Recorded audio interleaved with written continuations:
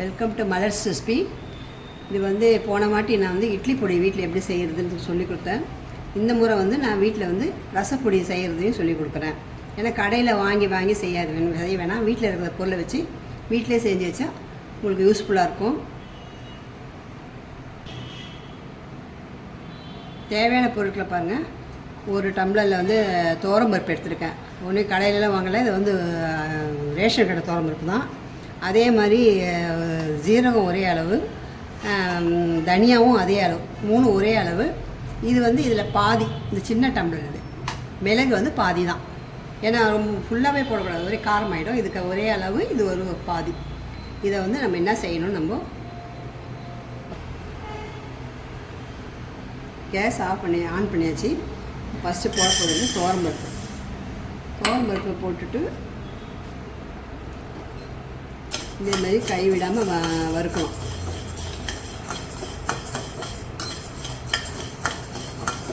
கை விடாமல் நல்லா வறுத்துட்டே வரணும். இதுவும் ஒரு மாதிரி கோல்டு கலர் வரும்போது எடுத்துடணும்.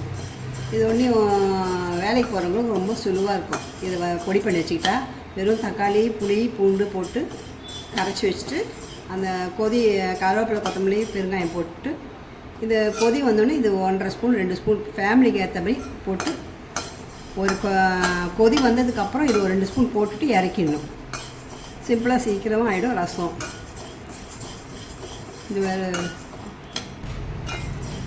இப்போ இதுமாதிரி நான் பொடி பண்ணி நானும் வச்சுருக்கேன். இப்போ உங்களுக்கும் மறுபடியும் பண்ணுறேன். இந்த பொடி வச்சு ரசம் வைக்கும்போது நான் ஒரு வாட்டி உங்களுக்கு இந்த வீடியோ போடுறேன். துவரம்பருப்போட கலர் வந்து கோல்டு கலரில் வந்துடுச்சு. இதுக்கப்புறம் வந்து எடுத்துருவேன், தட்டில் கொட்டி ஆற வச்சுருவேன். இதுக்கப்புறம் வந்து தனியா, அதே அளவு தனியாலாம் சீக்கிரம் பொரிஞ்சிடும்.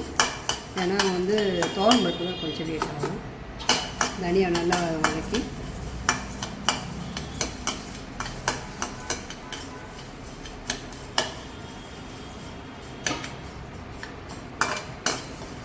டெய்லியும் ஒரு ரசப்பொடி கடையில் வாங்குறவங்களுக்கு இந்த மாதிரி வீட்டில் செஞ்சு வச்சுட்டு 1 மாதத்துக்கு யூஸ் ஆகும். இதுக்காண்டி போய் எதுவும் பொருளாக வாங்கணும், இதில் நம்ம வீட்டில் இருக்க பொருள் தான்.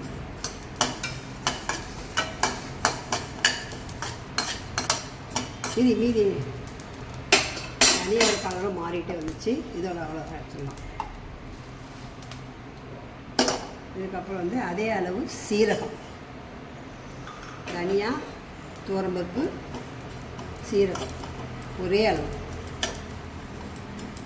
உங்கள் வீட்டில் இருக்கிற சின்ன டம்ளர் எடுத்தால் கூட இல்லைங்க, அதே ஒரே அளவு எடுங்க. மிளகு வந்து அதில் 3/4.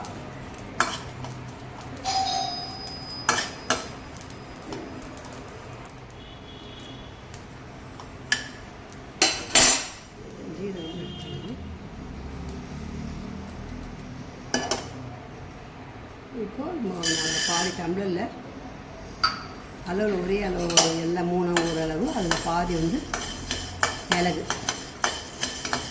எதுவுமே வந்து அந்த பொருள் வறுத்து வச்சுக்கிறதுலாம் எதுவும் தீஞ்சிடக்கூடாது, கரெக்டாக இருக்கும்.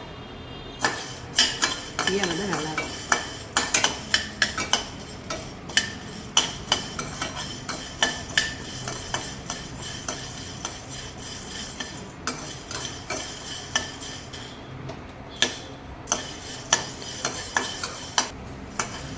மிளகு 1 வெடிச்சா போதும், எல்லாமே கரெக்டாக இருக்கும். ரொம்ப தீயக்கூடாது சொல்லியிருக்கேன்.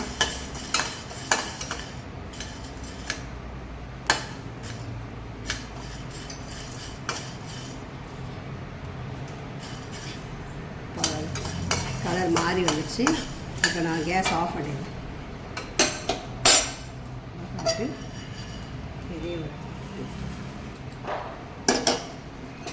பாருங்கள், துவரம்பருப்பு, தனியா, மிளகு, சீரகம் 4த்தையுமே நம்ம ஆற வச்சுட்டு ஆறின பிறகு மிக்சியில் போட்டு அரைச்சி,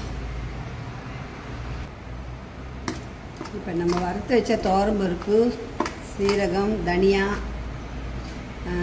மிளகு இது எல்லாத்தையும் பொடி பண்ணி இங்கே வச்சுருக்கேன். உங்களுக்கு ஒரு சந்தேகம் இருக்கும், ஏன் இதில் வந்து மிளகாய் கலக்கலான்னு இருக்கும்.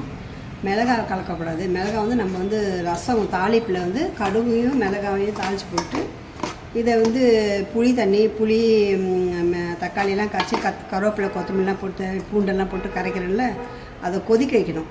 இந்த தூளை போட்டுட்டு கொதிக்க வைக்கக்கூடாது. ஒரே ஒரு போட்ட உடனே ஒரு சும்மா அப்படி பொங்கி வரும்போது டக்குன்னு ஆஃப் பண்ணிடணும். அப்போது ரசம் சூப்பராக இருக்கும். இதில் வந்து இந்த சாப்பிட்டு பார்த்துட்டு, இந்த ரெசிபியை சாப்பிட்டு பார்த்துட்டு எனக்கு கமெண்ட் பண்ணுங்கள். என்னை வந்து இன்னும் இதில் எதாவது மிஸ்டேக்காக இருந்தாலும் சூப்பராக எதாக இருந்தாலும் எனக்கு வந்து நீங்கள் சொல்லலாம். வேறு ஒன்றும் இல்லை. இதே மாதிரி நம்ம வீட்டில் இருக்கிற பொருள் வச்சு செய்கிறதுக்கு நான் வந்து நிறைய வீடியோஸ் போடுறேன். லைக் பண்ணுங்கள், ஷேர் பண்ணுங்கள், சப்ஸ்கிரைப் பண்ணுங்கள்.